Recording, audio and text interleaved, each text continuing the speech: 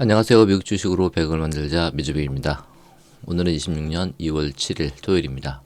오늘은 미주백 2월 1주차 주간 보고를 하고자 합니다.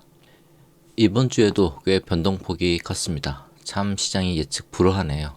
실적은 잘 나왔는데 투자를 너무 많이 하면 주가가 엄청 하락하고, 다행히 어제는 많이 회복했습니다. 어제는 다우가 2.47% 상승, 나스닥 2.18% 상승, S&P 1.97% 상승 마감했습니다. 그래서 계좌 먼저 공개하겠습니다. 이번 주 TQQQ는 수량 496주 늘어난 15,224주고요. 총 평가액은 5,300만원 하락했습니다. 그래서 11억 6,800만원입니다. 그리고 매일매일 커뮤니티 게시판에 올리는 TQQQ RSI 투자는 26회차 8회까지 매수한 상태인데, 어제 상승으로 최근 엄청 하락했었는데 많이 회복했습니다.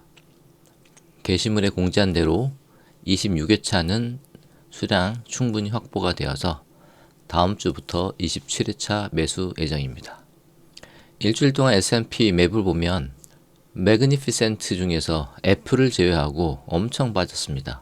마이크로소프트 6.77% 하락, 엔비디아 3% 하락, 아마존 12% 하락, 구글 4.56% 하락, 메타 7% 넘게 빠졌습니다. 테슬라도 4.48% 하락했습니다. 반면에 애플이 7% 넘게 상승했습니다. 케빈 워시 연준 의장 지명 후 금융주와 다른 종목들 굉장히 좋습니다. 참고로 어제는 다우가 사상 최고치를 경신했습니다. 어제 증시가 크게 상승했던 이유는 크게 두 가지인데, 첫째는 미국 미시간대 인플레이션 기대치 예측치가 4%였는데 3.5%까지 낮아졌고요. 최근 추세를 보면 조금씩 하락하고 있는 중입니다. 그리고 다른 하나는 미시간 소비자 심리지수 예측 55였고 이전에 56이었는데 결과가 57.3이 나왔습니다.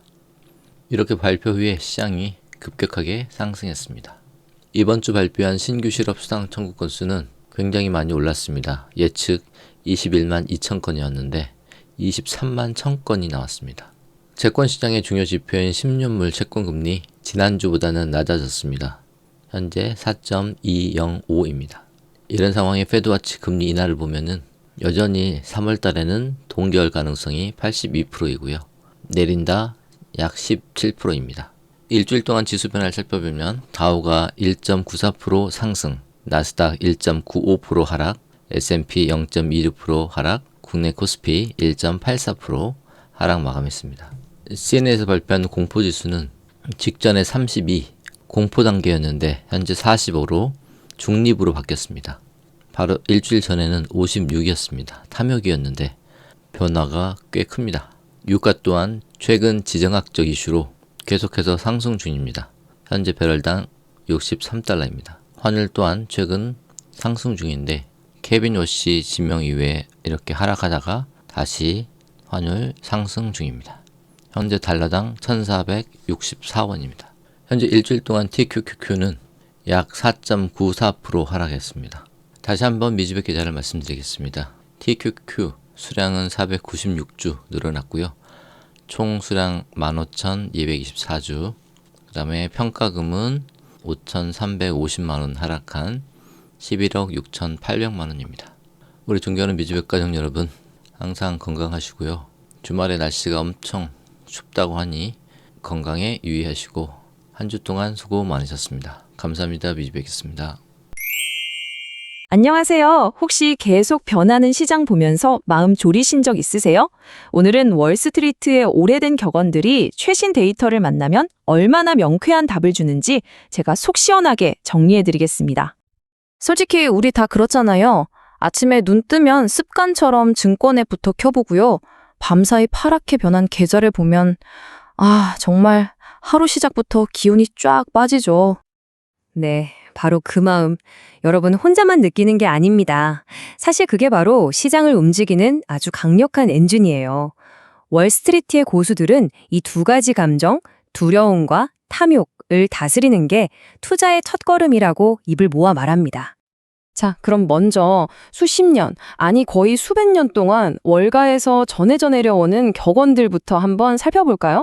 이게 가끔 들으면 좀 알쏭달쏭한데 그 안에 시장의 본질을 꿰뚫는 엄청난 통찰이 숨어 있습니다. 이게 무슨 말이냐면요. 지나친 탐욕을 부리면 결국엔 망한다는 뜻입니다. 황소처럼 강세장을 타거나 곰처럼 하락장을 예측하는 건 나름의 전략이 될 수 있어요. 하지만 그냥 욕심에 눈이 멀어서 달려드는 돼지는 결국 도살장으로 끌려간다는 거죠. 한마디로 무리한 투자는 절대 하지 말라는 강력한 경고입니다. 아, 이건 정말 많이 들어보셨죠. 주가가 막 폭포수처럼 쏟아질 때 이 정도면 바닥이겠지? 하고 섣불리 사는 게 얼마나 위험한지를 말하는 겁니다. 뚜렷한 이유 없이 계속 떨어지는 주식은요, 그 바닥이 어딘지 아무도 몰라요. 그야말로 맨손으로 칼날을 잡는 거나 마찬가지인 셈이죠. 자, 이제부터가 진짜 흥미로운 지점입니다. 이 격언은요, 시장이 종종 모든 사람이 이제 큰일 났다고 말하는 그런 비관론과 불안감 속에서 오히려 스물스물 오른다는 역설을 담고 있어요. 모두가 두려움에 떨고 있을 때 진짜 기회가 숨어 있을 수 있다는 뜻이죠. 그럼 이 오래된 지혜들을 데이터랑 한번 합쳐볼까요? 현실에 어떻게 적용할 수 있을지. 첫 번째 원칙은 바로 감정 관리입니다. 특히 시장이 막 떨어질 때 우리 마음을 어떻게 다스려야 할까요? 자, 이 문장을 한번 보세요. 주가 하락을 실패나 손실이 아니라요. 더 높은 수익을 얻기 위해 꼭 내야 하는 입장료라고 생각하는 겁니다. 완전히 관점을 바꾸는 거죠. 우리가 재밌는 놀이공원에 들어가려면 입장권을 사야 하잖아요. 마찬가지로 장기적으로 자산을 불리고 싶다면 이 변동성이라는 비용은 당연히 치러야 한다는 뜻입니다. 그리고 이 데이터는 그 입장료가 얼마나 흔한 일인지를 보여줍니다. S&P 500 지수가 연말에 플러스로 마감했던 해들만 놓고 봐도요. 그 해 중간에는 평균적으로 무려 14%나 하락을 겪었다는 거예요.